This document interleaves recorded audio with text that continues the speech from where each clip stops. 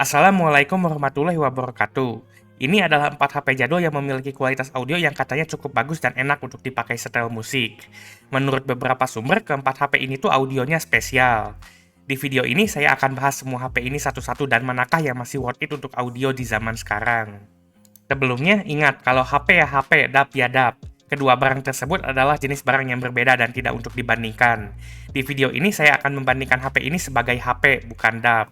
Untuk tes kualitas audio di berbagai HP ini, saya akan pakai earbud rakitan harga 100.000, earbud KGI SP10, ampli Cemoy dengan op MN L552, dan headphone Beyer Dynamic DT880 250 ohm. Langsung saja kita lanjut ke HP yang pertama.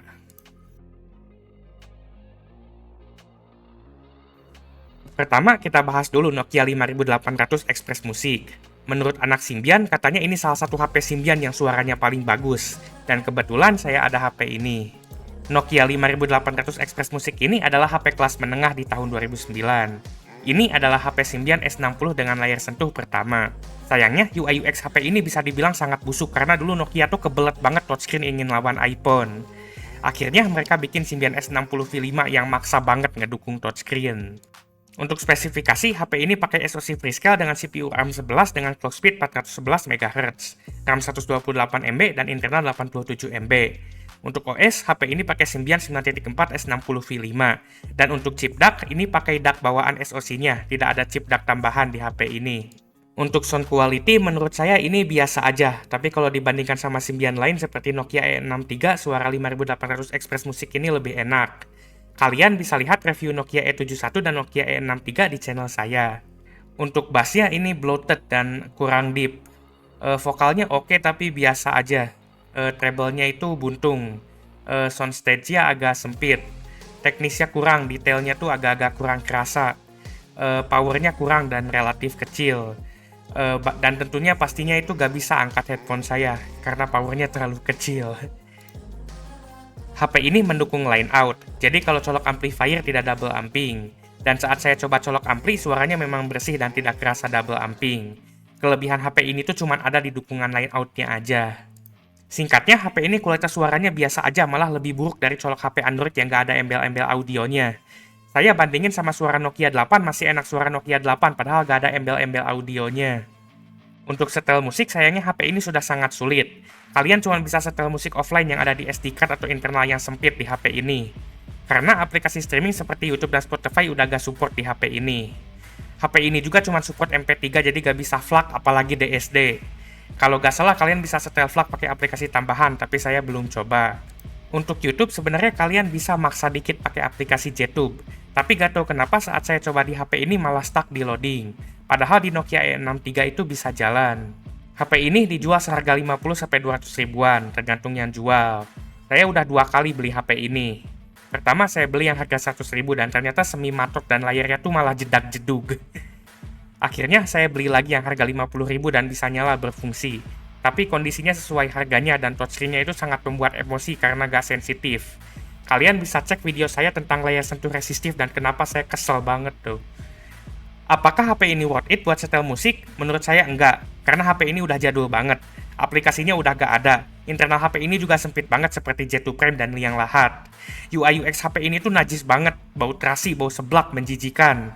HP ini lebih cocok jadi ganjilan pintu daripada jadi HP buat setel musik di tahun 2023. Sound quality HP ini juga menurut saya biasa aja. Kelebihan audio HP ini itu cuma ada di line out-nya aja yang bersih. Nanti saya akan review lengkap HP Nokia 5800 Express Music ini. Jadi jangan lupa subscribe channel ini.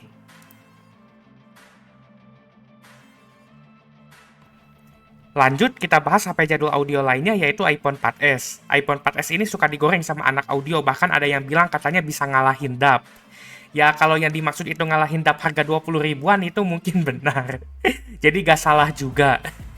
iPhone 4s adalah flagship Apple tahun 2011. Dulu HP ini bersaing sama Samsung Galaxy S2. HP ini adalah HP iPhone pertama kali yang menggunakan prosesor dual-core dan juga dukungan Siri. Siri yang dimaksud itu voice assistant yang bisa diajak ngobrol kayak Google Assistant, bukan nikah Siri. Beda lagi itu. Sayangnya, unit yang saya dapatkan ini bermasalah. Awalnya cuma minus iCloud, tapi sekarang tiba-tiba kena activation lock. Untungnya, saya sudah tes kualitas suaranya dan juga ada substitusinya. Untuk spesifikasinya, iPhone 4S ini pakai SoC Apple A5, RAM 512 MB, pilihan internal 8-64 GB, kebetulan yang saya punya ini 32 GB. OS iOS 9, layar IPS 3.5 inch, dan untuk chip DAC-nya, iPhone 4S ini pakai chip dari Cirrus Logic. Karena masalah unit saya tadi, di video ini saya akan tes pakai iPad 3. Ini sebenarnya cuma iPhone 4S versi lebih besar. Spek dan chip audionya kurang lebih sama dan kualitas suaranya juga sama. Saya juga masih ingat sama suara iPhone 4S kayak gimana. Saya gak ada waktu buat nyari iPhone 4S buat video ini. Untuk sound quality, HP ini di atas rata-rata HP, tapi masih gak ada apa-apanya sama DAC atau DAB beneran. Untuk bassnya, kuantitasnya besar tapi agak kurang deep menurut saya. Untuk vokalnya ini cukup tebal dan cukup wangi juga. Untuk treble ini kurang extend dan warm kalau dari kuantitasnya. Untuk soundstage-nya ini cukup oke, tapi gak luas-luas banget. Untuk teknisnya ini agak kurang, jadi detailnya agak kurang kerasa. Tapi gak sejelek 5800 Express Music, itu lebih jelek lagi teknisnya. Dan untuk power, HP ini cukup besar powernya. Keunggulan HP ini tuh ada di powernya, tapi masih kurang buat angkat headphone saya yang berat ini. HP ini bisa line out, tapi harus pakai LOD di port 30 pinnya. Kalian harus beli lagi konverternya seharga 50.000 sampai 300.000-an tergantung modelnya. Untuk Spotify sebenarnya udah gak support karena aplikasi terbaru udah gak support iOS 9 dan juga aplikasi versi lama ini tuh udah gak bisa login. Jadi cuma bisa dipakai kalau udah pernah login sebelumnya. Jadi anggap aja gak bisa. Untuk setel YouTube bisa pakai browser Safari. Tapi karena jadul ini kualitasnya mentok 360p dan kadang agak-agak nge-lag. Kalian juga bisa copy musik tapi ribet harus pakai iTunes. Kalau copy pakai iTunes kalian cuma bisa setel AAC dan ALAC. Kalau mau FLAC harus pakai aplikasi tambahan seperti Fubar atau Vox. Itu pun tambah ribet lagi sebenarnya. Untuk harga, HP ini biasanya dijual seharga 100.000 sampai 500.000-an tergantung kondisi. Saya dapat unit ini seharga 100.000-an dengan minus tombol power, tombol home, dan lock iCloud. Tapi akhirnya kena activation lock dan gak bisa dipakai lagi. Cuman bisa jadi ganjelan pintu. Selain untuk setel musik, HP ini juga bisa dipakai untuk foto depan kaca karena ada logo Apple-nya. Kalau iri, bilang bos.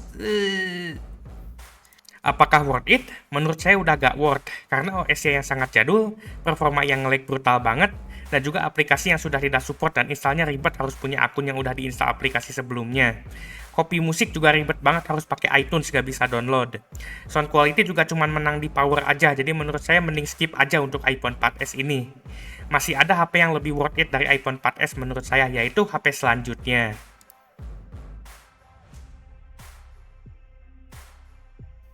Selanjutnya kita bahas BlackBerry K10.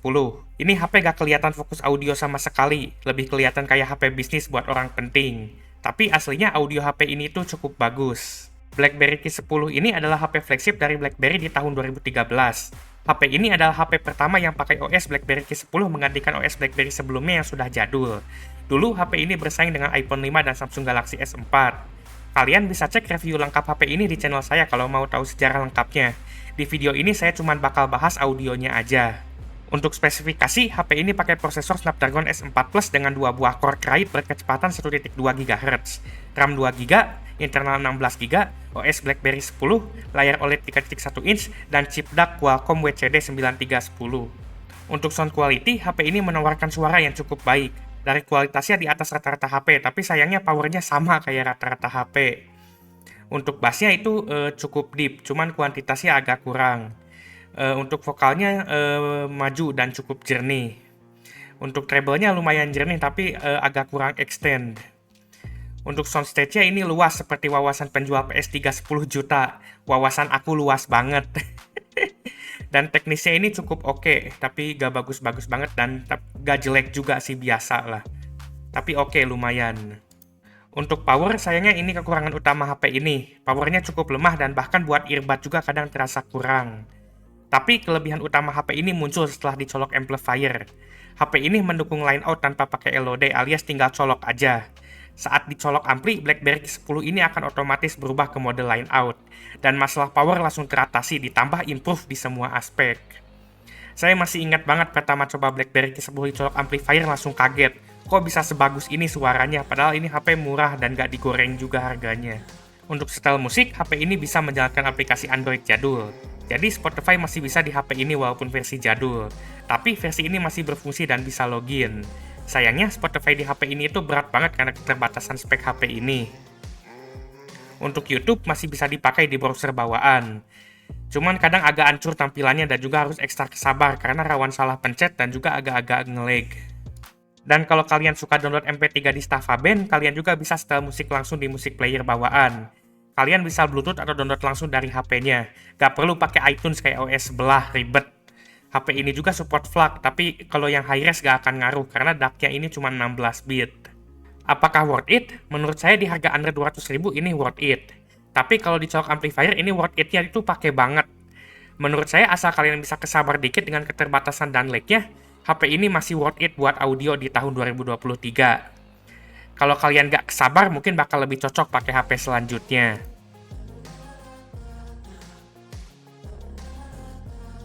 Dan yang terakhir dan yang paling mahal dan baru di video ini adalah LG V20. LG V20 ini adalah flagship di tahun 2016. HP ini dibuat sebagai flagship buat pengguna Pro dan bersaing dengan Samsung Galaxy Note 7 di zamannya. Tapi Note 7 malah meleduk dan ditarik. Untuk spesifikasi, HP ini menggunakan SoC Snapdragon 820 si Raja throttling, RAM 4GB, internal 64GB, layar 5.7 inch IPS, dan bagian yang paling spesial dari HP ini yaitu chip DAC ESS 9218 yang disebut Hi-Fi Quad DAC. Untuk sound quality, HP ini menawarkan suara yang sangat baik untuk sekelas HP, lebih mendekati suara DAC atau DAB dibanding HP. Untuk bassnya ini deep dan teksturnya tuh kerasa. Untuk vokalnya ini tebal, detail, dan wangi-wangi. Cuman posisinya tuh agak mundur. Untuk treble ini cukup extend dan bright. Untuk soundstage ini luas, tapi menurut saya masih lebih luas BlackBerry K10, gak tahu kenapa. Untuk teknisnya ini bagus, suara goib dan detail-detail itu keluar. Jadi suara mobil SMK tuh keluar di HP ini. Powernya juga cukup besar. HP ini bisa angkat headphone saya yang berat banget walaupun volumenya harus rata kanan. Saya sempat coba HP dengan Hi-Fi Quad DAC lainnya yaitu LG G6. Bedanya sama LG V20, kalau LG G6 itu lebih flat suaranya sedangkan V20 itu agak-agak V-shaped. Dan bassnya sedikit lebih enak di LG V20. Tapi selain itu sama kurang lebih. Kalian bisa lihat review LG G6 di channel saya. Kalau dibandingin sama BlackBerry K10, kualitas suaranya jelas masih bagus LG V20 secara keseluruhan. Tapi bedanya tuh gak jauh-jauh banget. Malah lebih jauh perbedaan harganya dibandingkan sound quality-nya. Karena spek HP ini masih cukup tinggi, untuk Spotify, YouTube Musik, dan semua aplikasi musik, HP ini sudah dipastikan masih lancar. Jadi gak ada masalah di sini. HP ini juga dapat update hingga Android 9 Pie, walaupun unit saya masih pakai Android 7 Fiesta Chicken Nugget. Fiesta Chicken Nugget. Untuk musik hasil download, HP ini mendukung MP3 dari Staffa Band, FLAC, dan bahkan DSD. HP ini mendukung hi-res dan satu-satunya yang mendukung hi-res dari 4 HP yang saya bahas ini. Jadi kalau kalian penyefong hi-res, HP ini bakal bikin kuping kalian senang.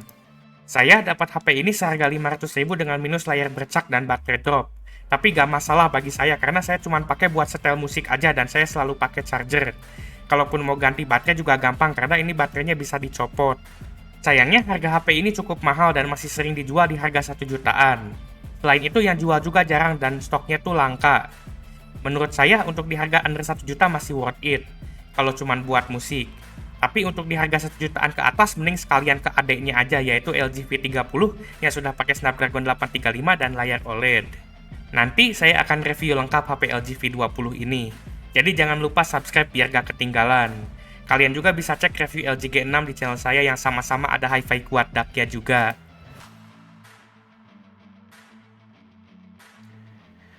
Bagi mayoritas orang, sebuah HP itu sudah cukup buat setel musik walaupun kualitas suaranya biasa aja. Rata-rata orang zaman sekarang nggak harus beli DAC atau DAB cuma buat setel musik. Salah satu alasan utamanya karena nggak semua orang peduli sama sound quality. Buktinya, rata-rata orang Indonesia aja pakai handset kontrol 15 ribuan yang asal bunyi dan mati sebelah. Rata-rata orang asal bunyi aja udah senang. Tapi untuk kalangan audiophile yang peduli sama kualitas suara, tentunya kita nggak bisa asal pilih perangkat yang dipakai.